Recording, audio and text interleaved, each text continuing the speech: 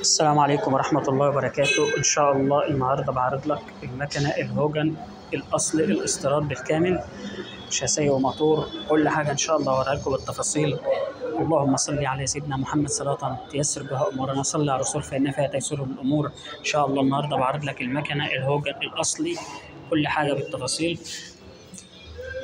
الهوجن الأصلي عندنا الموتور البارز الأسود، ماشي، الموتور البارز الأسود.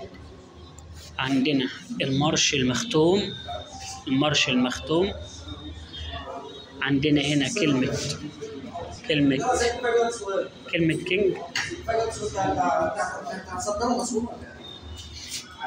كل حاجة بالتفاصيل اهي. عندنا الكليبرتير، طبعا بيبقى فيه هنا علامة مائية اهي، العلامة المائية الحمراء دي.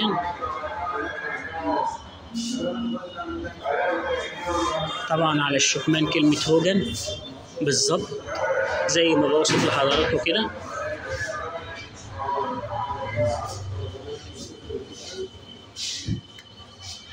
كلمة هوجن هنا على الفانوس.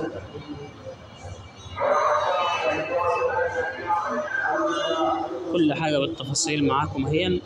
طبعا هنا كلمة هوجن، 2 فتحة شكمان، 2 فتحة شكمان و2 فتحة بيجو.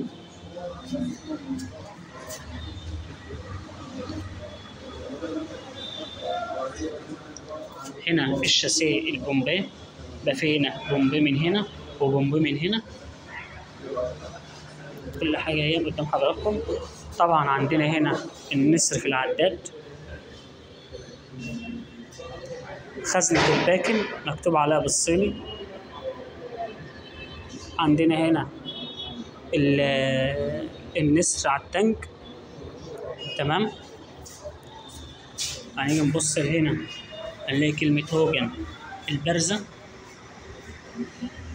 هنيجي نبص على الموتور هنلاقي الHG.